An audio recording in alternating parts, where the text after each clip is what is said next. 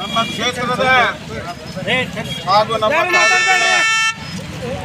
ಅಭೂತಪೂರ್ವ ನಮ್ಮ ಅಭ್ಯರ್ಥಿಗೆ ಗೆಲುವನ್ನು ತಂದುಕೊಟ್ಟಂತ ಎಲ್ಲ ಮುಖಂಡರಿಗೂ ಕಾರ್ಯಕರ್ತರಿಗೂ ಮತದಾರರಿಗೂ ಪ್ರಪ್ರಥಮವಾಗಿ ನಾನು ಅಭಿನಂದನೆಯನ್ನು ಸಲ್ಲಿಸ್ತಾ ಇದ್ದೇನೆ.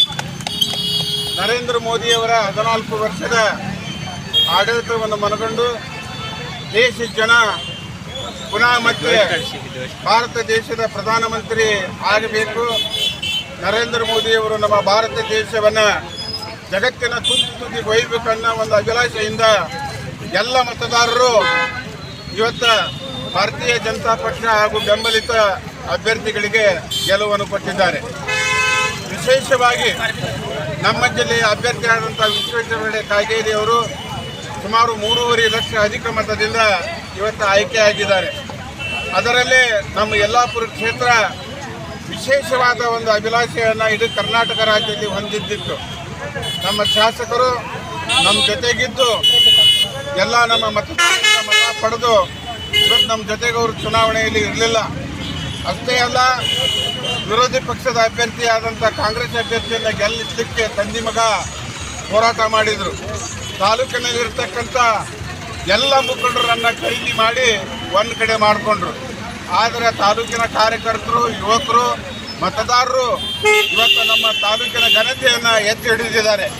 ಅದಕ್ಕಾಗಿ ನಾನು ಪ್ರಪ್ರಥಮವಾಗಿ ನಮ್ಮ ತಾಲೂಕಿನ ಜನತೆಗೆ ಹೃತ್ಪೂರ್ವಕವಾದ ಒಂದು ನಮಸ್ಕಾರವನ್ನು ಸಲ್ಲಿಸಿದ್ದೇವೆ.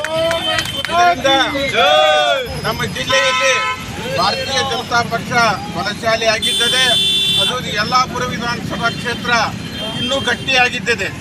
ನಮ್ಮ ಯಲ್ಲಾಪುರ ವಿಧಾನಸಭಾ ಕ್ಷೇತ್ರದಿಂದ 15,000 ಅಧಿಕ ಮತವನ್ನು ಕೊಟ್ಟಿದ್ದೇವೆ. ಅದು ಇಂಥ ಸಂದಿಗ್ಧ ಪರಿಸ್ಥಿತಿಯಲ್ಲಿ ನಾವು ಯಾವ ಮತದಾರರಿಗೂ ದುಡ್ಡು ಕೊಟ್ಟಿಲ್ಲ, ಆಮಿಷ ಒಡ್ಡಿಲ್ಲ. ಅವರು ದುಡ್ಡು ಕೊಟ್ಟು ಆಮಿಷ ಒಡ್ಡಿದ್ರು ಸಹಿತ ಮತದಾರರು ಬದಲಾವಣೆ ಆಗಲಿಲ್ಲ. ಹಾಗಾಗಿ ನಮ್ಮ ತಾಲೂಕಿನ ಮತದಾರರು ಪಕ್ಷಕ್ಕೆ ಬೆಂಬಲ ಸೂಚಿಸಿದ್ದಾರೆ, ದುಡ್ಡಿಗೆ ಅಥವಾ ಅಧಿಕಾರಕ್ಕೆ ಬೆಲೆ ಕೊಡಲಿಲ್ಲ ಅಂತಕ್ಕಂಥ ಸಂದೇಶವನ್ನು ಇವತ್ತು ಮತದಾರರಿಗೆ ಕೊಟ್ಟಿದ್ದಾರೆ. ಇದನ್ನು ತಿಳ್ಕೋಬೇಕು.